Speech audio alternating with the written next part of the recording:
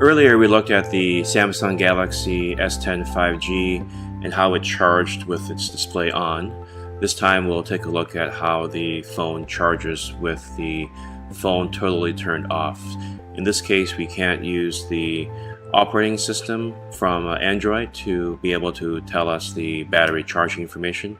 So we'll take a look at how quickly the battery charges on the phone and how the temperature rises using external tools instead.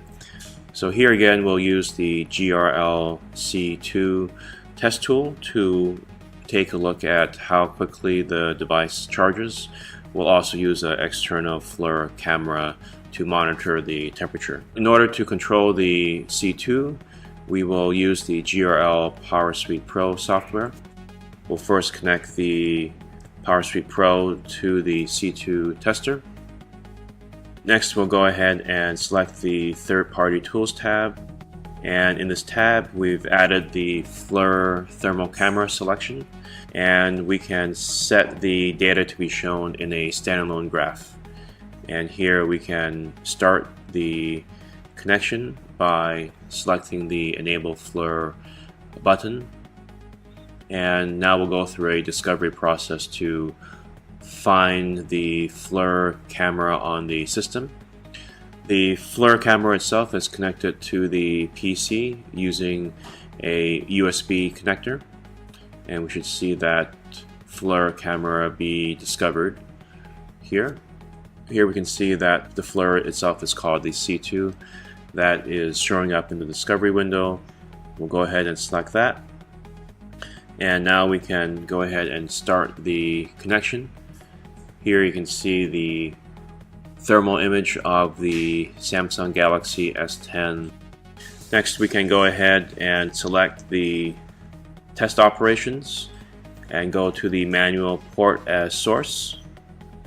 And we can load a PDO profile that we had on the actual Samsung Galaxy S10 5G PPS charger. One of the benefits of using the GRL-C2 is that it can emulate any source or sink that's in the market. In this case, we are now emulating the Samsung Galaxy S10 5G PPS charger. This charger has 4 PDOs.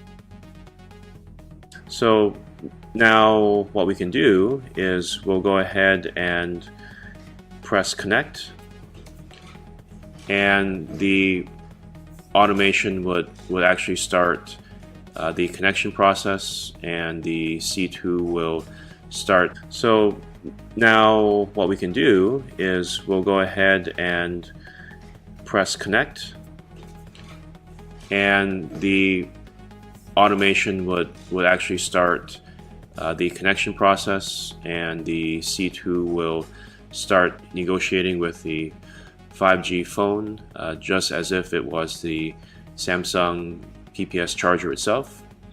And you can see here in the Messages tab the actual PD negotiations that's going on between the C2 and the phone.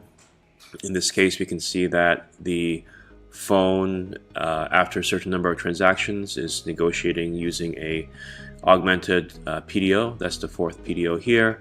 And then in some various different intervals, it is requesting different voltage and current levels through the augmented PDO. So you can see there's a continuous trace of messages being sent here. And here in the plot window, you can actually see the voltage current being plotted, and we can see that the voltage currently is being in a roughly 9 volt range. And we can also see here that since we started the charging for the Galaxy at close to a dead battery state, we can see that there are several periods of time initially where the phone charges and ramps up its current, drops its current back down to 0, and repeats that for a few times until it seems to have gotten into some sort of a steady state pattern where Now the voltage being selected is close to being steady at about 9 volts, and the current being pulled is also steady at about 1.6 amps, which gives close to about a 15 watts power that is being used to charge the Galaxy S10 5G.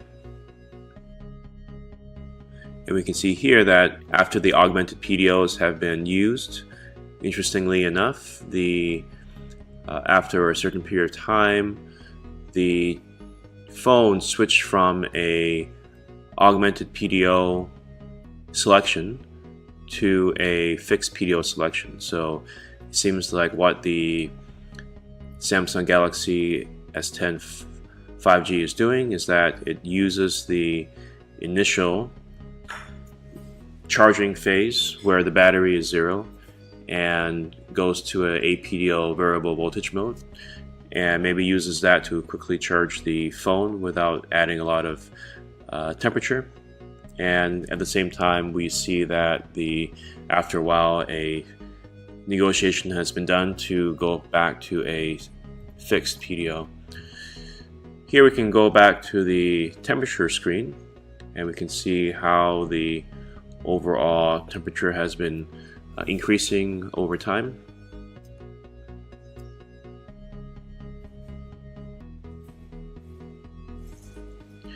Here the max temperature on the phone is about 36 degrees, 37 degrees.